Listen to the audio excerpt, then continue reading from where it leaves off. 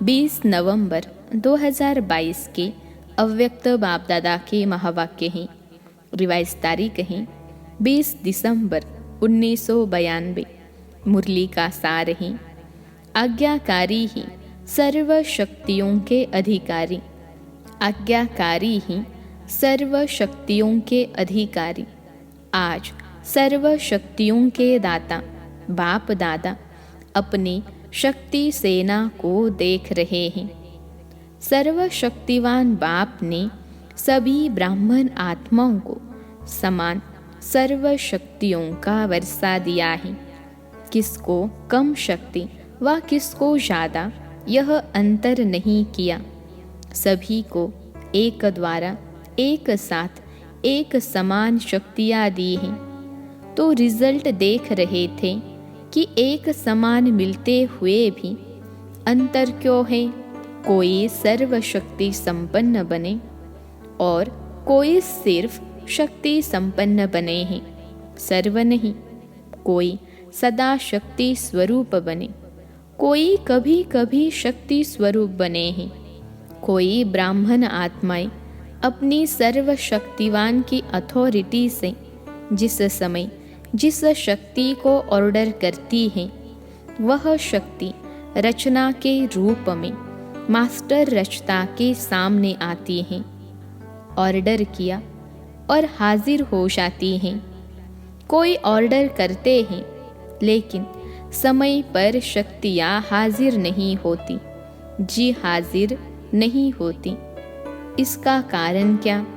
कारण है जो बच्चे सर्वशक्तिवान बाप, जिसको हजूर भी कहते हैं, हाजिर नाजिर भी कहते हैं, तो जो बच्चे हजूर अर्थात बाप के हर कदम की श्रीमत पर हर समय जी हाजिर व हर आज्ञा में जी हाजिर प्रैक्टिकल में करते हैं, तो जी हाजिर करने वाले के आगे हर शक्ति भी जी हाजिर व जी मास्टर हजूर करती हैं। अगर कोई आत्माएं श्रीमत व आज्ञा जो सहज पालन कर सकते हैं वह करते हैं, और जो मुश्किल लगती है वह नहीं कर सकते। कुछ किया कुछ नहीं किया, कभी जी हाजिर कभी हाजिर, इसका प्रत्यक्ष सबूत व प्रत्यक्ष प्रमाण रूप है कि ऐसी आत्माओं के आगे सर्व शक्तियाँ भी समय प्रमाण हाजिर नहीं होती हैं। जैसे कोई परिस्थिति प्रमाण समाने की शक्ति चाहिए तो संकल्प करेंगे कि हम अवश्य समाने की शक्ति द्वारा इस परिस्थिति को पार करेंगे, विजयी बनेंगे। लेकिन होता क्या है? सेकेंड नंबर वाले अर्थात कभी कभी वाले समाने की शक्ति का प्रयोग करेंगे। 10 बार समाएंगे, लेकिन समाते हुए भी 1-2 बार समाने चाहते भी समा नहीं सकेंगे। फिर क्या सोचते हैं? मैंने किसको नहीं सुनाया, मैंने समाया, लेकिन यह साथ वाले थे, हमारे सहयोगी थे, समीप थे। इसको सिर्फ इशारा दिया, सुनाया नहीं, इशारा दिया। कोई शब्द बोलने नहीं चाहते थे, सिर्फ एक आधा शब्द निकल गया, तो इसको क्या कहा जाएगा? समाना कहेंगे। 10 के आगे तो समाया और 1-2 के आगे समा नहीं सकते, तो इसको क्या कहेंगे? समाने की शक्ति ने ऑर्डर माना, जबकि अपनी शक्ति है बाप ने वर्षे में दिया है, तो बाप का वर्षा 100 बच्चों का वर्षा हो जाता। अपनी शक्ति अपने काम में न आए तो इसको क्या कहा जाएगा? ऑर्डर मानने वाले या ऑर्डर न मानने वाले कहा जाएगा। आज बाप दादा सर्व ब्राह्मण आत्माओं को देख रहे थे कि कहाँ तक सर्व शक्तियों के अधिकारी बने हैं। अगर अधिकारी नहीं बने तो उस समय परिस्थिति के अधीन बनना पड़े। बाप दादा को सबसे ज़्यादा रहम उस समय आता है जब बच्चे कोई भी शक्ति को समय पर कार्य में नहीं लगा सकते हैं। उस समय क्या करते हैं? जब कोई बात सामना करती तो बाप के सामने किस रूप में आते हैं? ज्ञानी भक्त के रूप में आते हैं। भक्त क्या करते हैं? भक्त सिर्फ पुकार करते रहते कि यह दे दो। भागते बाप के पास हैं, अधिकार बाप पर रखते हैं, लेकिन रूप होता है रॉयल भक्त का। और जहाँ अधिकारी के बजाय ज्ञानी भक्त अथवा रॉयल भक्त के रूप में आते हैं, तो जब तक भक्ति का अंश है तो भक्ति का फल सद्गति अर्थात सफलता, सद्गति अर्थात विजय नहीं प्राप्त कर सकते, क्योंकि जहाँ भक्ति का अंश रह जाता वहाँ भक्ति का फल ज्ञान अर्थात सर्व प्राप्ति नहीं हो सकती, सफलता नहीं मिल सकती। भक्ति अर्थात मेहनत और ज्ञान अर्थात मोहब्बत।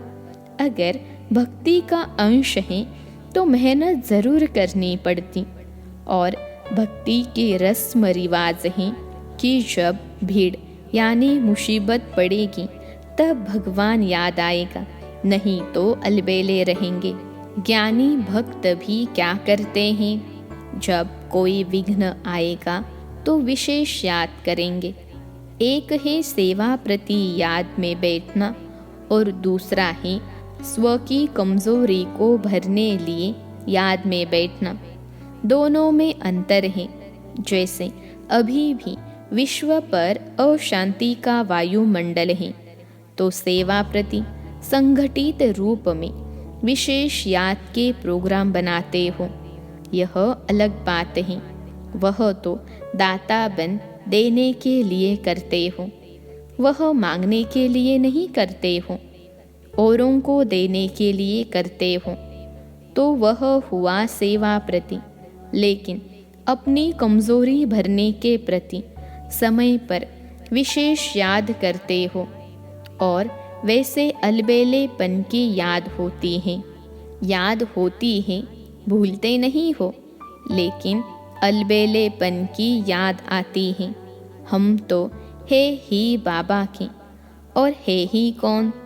लेकिन यथार्थ शक्तिशाली याद का प्रत्यक्ष प्रमाण, समय प्रमाण, शक्ति हाजिर हो जाए। कितना भी कोई कहे मैं तो याद में रहती ही हूँ वा रहता ही हूँ, लेकिन याद का स्वरूप है सफलता। ऐसे नहीं जिस समय याद में बैठते उस समय खुशी भी अनुभव होती, शक्ति भी अनुभव होती, और जब कर्म में संबंध संपर्क में आते उस समय सदा सफलता नहीं होती, तो उसको कर्मयोगी नहीं कहा जाएगा। शक्तियाँ शस्त्र हैं, और शस्त्र किस समय के लिए होता है? शस्त्र सदा समय पर काम में लाया जाता है। यथार्थ याद अर्थात सर्वशक्ति संपन्न सदा शक्तिशाली शस्त्र हो। परिस्थिति रूपी दुश्मन आया और शस्त्र काम में नहीं आए, तो इसको क्या कहा जाएगा? शक्तिशाली या शस्त्रधारी कहेंगे। हर कर्म में याद अर्थात सफलता हो, इसको कहा जाता है कर्मयोगी। सिर्फ बैठने के टाइम के योगी नहीं हो। आपके योग का नाम बैठा बैठा योगी है या कर्मयोगी नाम है? कर्मयोगी होना निरंतर कर्म है और निरंतर कर्मयोगी हो। जैसे कर्म के बिना एक सेकंड भी रह नहीं सकते, चाहे सोए हुए हो तो वह भी सोने का कर्म कर रहे हो ना।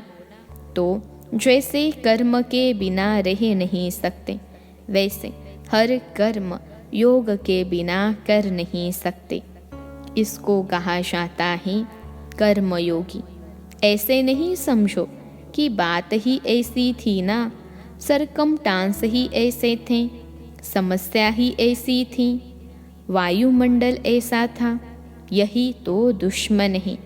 और उस समय कहो दुश्मन आ गया, इसलिए तलवार चला न सके, तलवार काम में लगा नहीं सके, या तलवार याद ही नहीं आए, या तलवार ने काम नहीं किया, तो ऐसे को क्या कहा जाएगा। शस्त्रधारी शक्ति सेना हो तो सेना की शक्ति क्या होती है। शस्त्र और शस्त्र ही सर्व शक्तियाँ। तो रिजल्ट क्या देखा। मेजॉरिटी सदा समय पर सर्व शक्तियों को ऑर्डर पर चला सके, इसमें कमी दिखाई दी। समझते भी हैं, लेकिन सफलता स्वरूप में समय प्रमाण या तो शक्तिहीन बन जाते हैं, या थोड़ा सा असफलता का अनुभव कर फौरन सफलता की ओर चल पड़ते हैं। 3 प्रकार के देखें। एक, उसी समय दिमाग द्वारा समझते हैं कि यह ठीक नहीं है, नहीं करना चाहिए, लेकिन उस समझ को शक्ति स्वरूप में बदल नहीं सकते। दूसरे हैं जो समझते भी हैं, लेकिन समझते हुए भी समय व समस्या पूरी होने के बाद सोचते हैं। वह थोड़े समय में सोचते हैं, वह पूरा होने के बाद सोचते। तीसरे, महसूस ही नहीं करते कि यह रॉन्ग है, सदा अपने रॉन्ग को राइट ही सिद्ध करते हैं, अर्थात सत्यता की महसूसता शक्ति नहीं। तो अपने को चेक करो कि मैं कौन हूँ। बाप दादा ने देखा कि वर्तमान समय के प्रमाण सदा और सहज सफलता किन बच्चों ने प्राप्त की है, उसमें भी अंतर है। एक है सहज सफलता प्राप्त करने वाले, और दूसरे हैं मेहनत और सहज दोनों के बाद सफलता पाने वाले। जो सहज और सदा सफलता प्राप्त करते हैं, उनका मूल आधार क्या देखा। जो आत्माएं सदा स्वयं को निर्माण चित्त की विशेषता से चलाते रहते हैं, वही सहज सफलता को प्राप्त होते आए हैं। निर्माण शब्द एक है, लेकिन निर्माण स्थिति का विस्तार और निर्माण स्थिति के समय प्रमाण प्रकार वह बहुत हैं। उस पर फिर कोई समय सुनाएंगे, लेकिन यह याद रखना कि निर्माण बनना ही स्वमान है और सर्व द्वारा मान प्राप्त करने का सहज साधन है। निर्माण बनना झुकना नहीं है, लेकिन सर्व को अपनी विशेषता और प्यार में झुकाना है। समझा। सभी ने रिजल्ट सुने। समय आपका इंतजार कर रहा है, और आप क्या कर रहे हो। आप समय का इंतजार कर रहे हो। मालिक के बालक होना तो समय आपका इंतजार कर रहा है कि ये मेरे मालिक मुझ समय को परिवर्तन करेंगे। वह इंतजार कर रहा है और आपको इंतजाम करना है, इंतजार नहीं करना है। सर्व को संदेश देने का और समय को संपन्न बनाने का इंतजाम करना है। जब दोनों कार्य संपन्न हो, तब समय का इंतजार पूरा हो। तो ऐसा इंतजाम सब कर रहे हो। किस गति से? समय को देख आप भी कहते हो कि बहुत फास्ट समय बीत रहा है, इतने वर्ष कैसे पूरे हो गए। सोचते हो ना, अव्यक्त बाप की पालना को कितने वर्ष हो गए, कितना फास्ट समय चला। तो आपकी गति क्या है? फास्ट है या फास्ट चलकर कभी कभी थक जाते हो, फिर रेस्ट करते हो? कर रहे हैं यह तो ड्रामा के बंधन में बंधे हुए ही हो। लेकिन गति क्या है, इसको चेक करो। सेवा हो रही है, पुरुषार्थ हो रहा है, आगे बढ़ रहे हैं, यह तो ठीक है। तो अब गति को चेक करो, सिर्फ चलने को चेक नहीं करो, गति को चेक करो, स्पीड को चेक करो। समझा? सभी अपना काम कर रहे हो ना? अच्छा, चारों ओर के सदा बाप के आगे जी हाजिर करने वाले, सदा मास्टर सर्वशक्तिवान बन, सर्व शक्तियों को स्वयं के ऑर्डर में चलाने वाले, सर्व शक्तियाँ जी हाजिर का पार्ट बजाने वाली, ऐसे सदा सफलता मूर्त आत्माएं, सदा हर कर्म में याद का स्वरूप अनुभव करने वाले और कराने वाले, ऐसे अनुभवी आत्माओं को सदा हर कर्म में, संबंध में, संपर्क में निर्माण बन विजयी रत्न बनने वाले, ऐसे सहज सफलता मूर्त श्रेष्ठ बच्चों को बाप दादा का याद प्यार और नमस्ते। हम रूहानी बच्चों की सिखिलते रूहानी माता पिता बाप दादा को याद प्यार, गुड मॉर्निंग और नमस्ते बाबा नमस्ते। अव्यक्त बाप दादा की पर्सनल मुलाकात। साधारण कर्म में भी ऊंची स्थिति की झलक दिखाना ही फॉलो फादर करना है। सदा संगम युगी पुरुषोत्तम आत्मा है, ऐसे अनुभव करते हो। संगम युग का नाम ही है पुरुषोत्तम, अर्थात पुरुषों से उत्तम पुरुष बनने वाला युग। तो संगम युगी हो, आप सभी पुरुषोत्तम बने हो ना। आत्मा पुरुष है और शरीर प्रकृति है, तो पुरुषोत्तम अर्थात उत्तम आत्मा हूँ। सबसे नंबर 1 पुरुषोत्तम कौन है? ब्रह्मा बाबा। इसलिए ब्रह्मा को आदि देव कहा जाता है। फरिश्ता ब्रह्मा भी उत्तम हो गया और फिर भविष्य में देव आत्मा बनने के कारण पुरुषोत्तम बन जाते। लक्ष्मी नारायण को भी पुरुषोत्तम कहेंगे ना। तो पुरुषोत्तम युग है, पुरुषोत्तम में आत्मा हूँ। पुरुषोत्तम आत्माओं का कर्तव्य भी सर्वश्रेष्ठ है। उठा, खाया, पिया, काम किया, यह साधारण कर्म नहीं। साधारण कर्म करते भी श्रेष्ठ स्मृति, श्रेष्ठ स्थिति हो, जो देखते ही महसूस करे कि यह कोई साधारण व्यक्ति नहीं है। जैसे जो असली हीरा होगा वह कितना भी धूल में छिपा हुआ हो, लेकिन अपनी चमक जरूर दिखाएगा, छिप नहीं सकता। तो अपनी जीवन हीरे तुल्य है ना। कैसे भी वातावरण में हो, कैसे भी संगठन में हो, लेकिन जैसे हीरा अपनी चमक छिपा नहीं सकता, ऐसे पुरुषोत्तम आत्माओं की श्रेष्ठ झलक सबको अनुभव होनी चाहिए।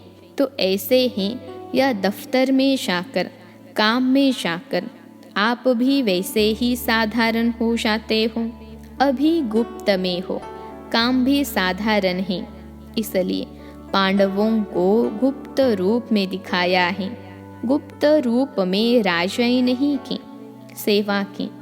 तो दूसरों के राज्य में गवर्नमेंट सर्वेंट कहलाते हो ना। चाहे कितना भी बड़ा ऑफिसर हो, लेकिन सर्वेंट ही है ना। तो गुप्त रूप में आप सब सेवाधारी हो, लेकिन सेवाधारी होते भी पुरुषोत्तम हो, तो वह झलक और फलक दिखाई दे। जैसे ब्रह्मा बाप साधारण तन में होते भी पुरुषोत्तम अनुभव होता था। सभी ने सुना है ना, देखा है या सुना है। अभी भी अव्यक्त रूप में भी देखते हो। साधारण में पुरुषोत्तम की झलक है, तो फॉलो फादर है ना। ऐसे नहीं साधारण काम कर रहे हैं, माताएं खाना बना रही हैं, कपड़े धुलाई कर रही हैं। काम साधारण हो, लेकिन स्थिति साधारण नहीं, स्थिति महान हो। ऐसे हैं या साधारण काम करते साधारण बन जाते हैं। जैसे दूसरे वैसे हम नहीं। चेहरे पर वो श्रेष्ठ जीवन का प्रभाव होना चाहिए। यह चेहरा ही दर्पण है ना, इसी से ही आपकी स्थिति को देख सकते हैं। महान है या साधारण है, यह इसी चेहरे के दर्पण से देख सकते हैं। स्वयं भी देख सकते हो और दूसरे भी देख सकते हैं। तो ऐसे अनुभव करते हो। सदैव स्मृति और स्थिति श्रेष्ठ हो। स्थिति श्रेष्ठ है तो झलक ऑटोमेटिकली श्रेष्ठ होगी। जो समान स्थिति वाले हैं वे सदा बाप के साथ रहते हैं। शरीर से चाहे किसी कोने में बैठे हों, किनारे बैठे हों, पीछे बैठे हो, लेकिन मन की स्थिति में साथ रहते हो ना। साथ वही रहेंगे जो समान होंगे। स्थूल में चाहे सामने भी बैठे हो, लेकिन समान नहीं तो सदा साथ नहीं रहते, किनारे में रहते हैं। तो समीप रहना अर्थात समान स्थिति बनाना। इसलिए सदा ब्रह्मा बाप समान पुरुषोत्तम स्थिति में स्थित रहो। कई बच्चों की चलन और चेहरा लौकिक रीति में भी बाप समान होता है, तो कहते हैं यह तो जैसे बाप जैसा है। तो यहाँ चेहरे की बात तो नहीं, लेकिन चलन ही चित्र है। तो हर चलन से बाप का अनुभव हो, इसको कहते हैं बाप समान। तो समीप रहना चाहते हो या दूर, इस एक जन्म में संगम पर स्थिति में जो समीप रहता है वह परम धाम में भी समीप है और राजधानी में भी समीप है। एक जन्म की समीपता अनेक जन्म समीप बना देगी। हर कर्म चेक करो, बाप समान है तो करो, नहीं तो चेंज कर दो। पहले चेक करो फिर करो, ऐसे नहीं करने के बाद चेक करो कि यह ठीक नहीं था। ज्ञानी का लक्षण है पहले सोचो फिर करें, अज्ञानी का लक्षण है करके फिर सोचते। तो आप ज्ञानी तो आत्मा होना या कभी कभी भक्त बन जाते हो। पंजाब वाले तो बहादुर है ना, मन से भी बहादुर। छोटी सी माया चिंटी के रूप में आए और घबरा जाए नहीं। चैलेंज करने वाले स्टूडेंट कभी पेपर से घबराते हैं, तो आप बहादुर हो या छोटे से पेपर में भी घबराने वाले हो। जो योग्य स्टूडेंट होते हैं वो आह्वान करते हैं कि जल्दी से पेपर हो और क्लास आगे बढ़े। जो कमज़ोर होते हैं वो सोचते हैं डेट आगे बढ़े। आप तो होशियार हो ना, यह निश्चय पक्का हो कि हम ही कल्प कल्प के विजयी हैं और हम ही बार बार बनेंगे। इतना पुरुषार्थ किया है, आप नहीं बनेंगे तो कौन बनेंगे? आप ही विजयी बने थे, विजयी बने हैं और विजयी रहेंगे। विजयी शब्द बोलने से ही कितनी खुशी होती है, चेहरा बदल जाता है ना। जो सदा विजयी रहते वो कितना खुश रहते हैं। इसलिए जब भी कोई किसी भी क्षेत्र में विजय प्राप्त करता है तो खुशी के बाजे बजते हैं। आपके तो सदा ही बाजे बजते हैं, कभी भी खुशी के बाजे बंद न हो। आधा कल्प के लिए रोना बंद हो गया। जहाँ खुशी के बाजे बजते हैं वहाँ रोना नहीं होता। अच्छा, आज का वरदान है देह अहंकार व अभिमान के सूक्ष्म अंश का भी त्याग करने वाले आकारी सो निराकारी भव। देह अहंकार व अभिमान के सूक्ष्म अंश का भी त्याग करने वाले आकारी सो निराकारी भव। विश्लेषण है, कईयों का मोटे रूप से देह के आकार में लगाव व अभिमान नहीं है, लेकिन देह के संबंध से अपने संस्कार विशेष हैं, बुद्धि विशेष है, गुण विशेष हैं, कलाएं विशेष हैं, कोई शक्ति विशेष है, उसका अभिमान अर्थात अहंकार, नशा, रोब ये सूक्ष्म देह अभिमान है, तो यह अभिमान कभी भी आकारी फरिश्ता व निराकारी बनने नहीं देगा। इसलिए इसके अंश मात्र का भी त्याग करो तो सहज ही आकारी सो निराकारी बन सकेंगे। आज का स्लोगन है, समय पर सहयोगी बनो तो पदम गुना रिटर्न मिल जाएगा। समय पर सहयोगी बनो तो पदम गुना रिटर्न मिल जाएगा। सूचना है, आज अंतर्राष्ट्रीय योग दिवस तीसरा रविवार है। सायंकाल 6:30 से 7:30 बजे तक सभी भाई बहनें योग अभ्यास में यही शुभ संकल्प करें कि मुझ आत्मा द्वारा पवित्रता की किरणें निकलकर सारे विश्व को पावन बना रही हैं। मैं मास्टर पतित पावनी आत्मा हूँ। अच्छा, ओम शांति।